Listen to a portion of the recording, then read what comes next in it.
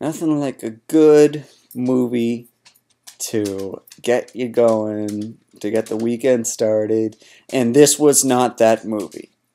I'm not saying it was terrible, but Side Effects just wasn't that great. It ended up, after seeing the intro, I thought it was going to be really bad. It actually ended up being better than I thought it was going to be, but still not great.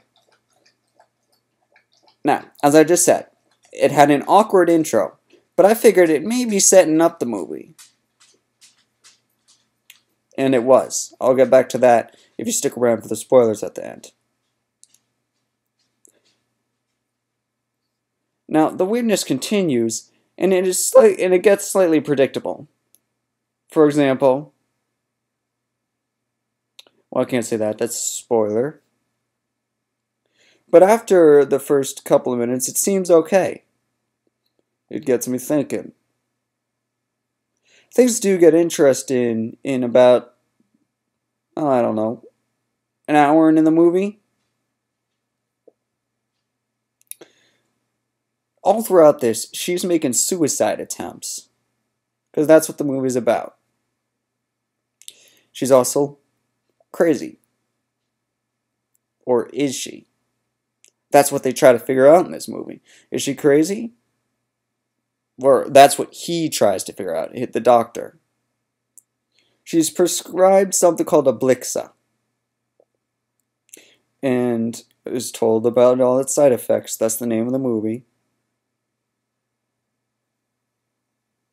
Again, there's a spoiler. All the movie she claims to not be crazy. But is she? Well, I can't tell you that until I get in the spoiler section. The movie does get a bit confusing towards the end.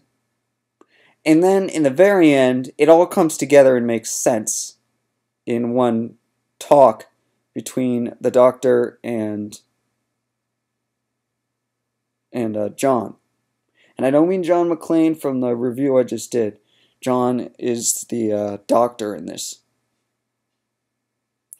And then there's moments in here where other things are brought in, like bipolar or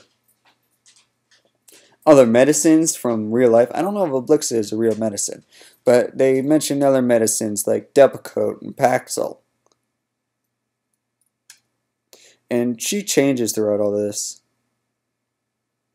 The movie does at one point turn upside down.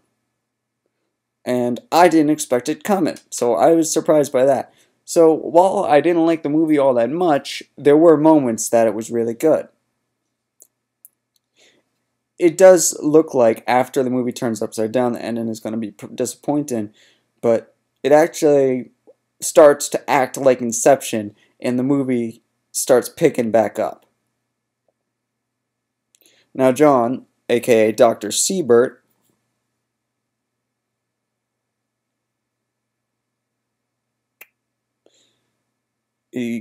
well, I can't say that. That's actually a spoiler, and that's all I've got. That's spoiler free. So I'm going to go back and do this again with the spoilers now.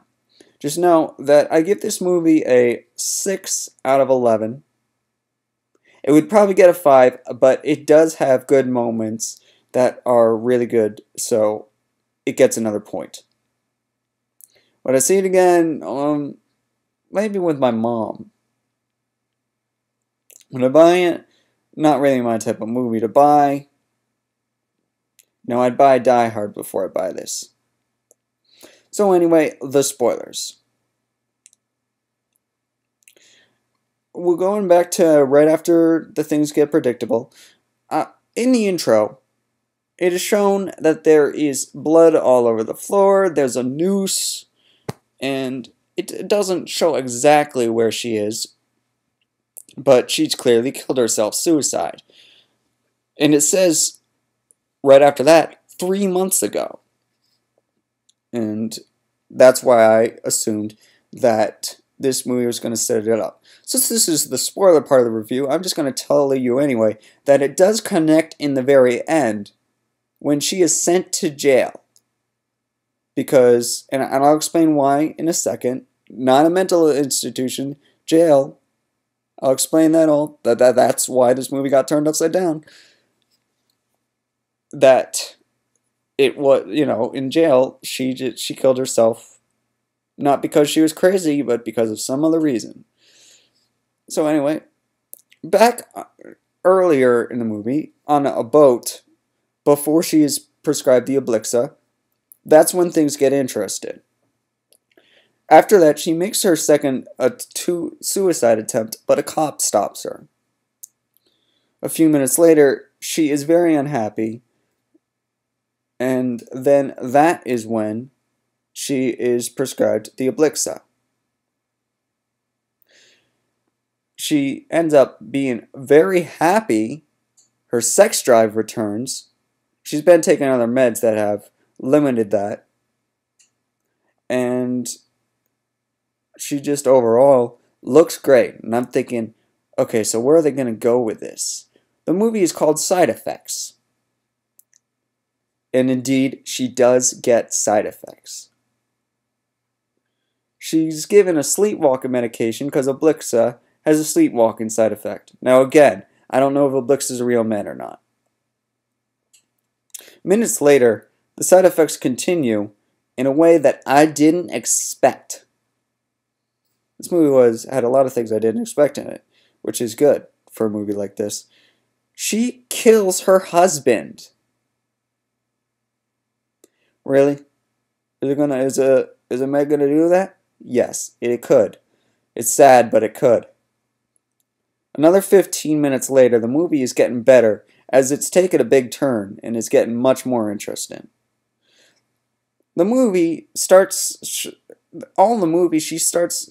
after that, all of the rest of the movie, she says she's not crazy.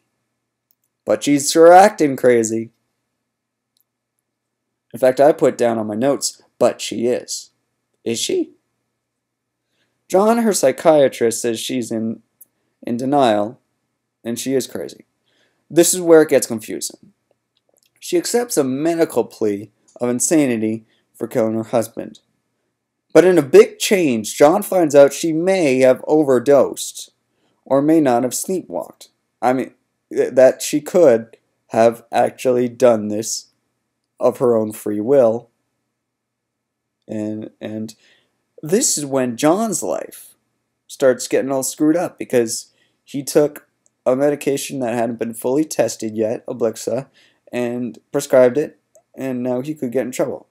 So he's running around trying to figure things out, and succeeded after some blockage. There is a moment for like 10 minutes where he's blocked in every turn, but then he's succeeding. As I mentioned, conflict between him and his family, which is resolved at the end. Just so you're not going to think it's going to be one of those sad movies. It's resolved. Uh-oh.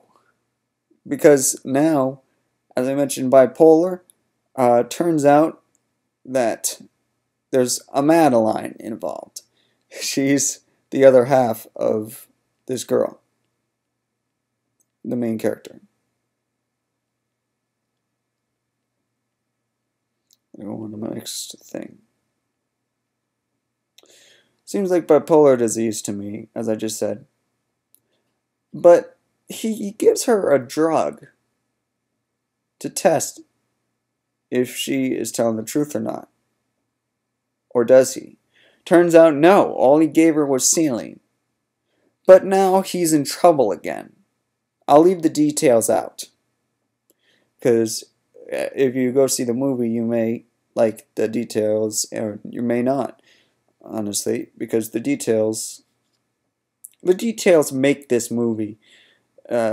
This is the point where it started to get less confusing.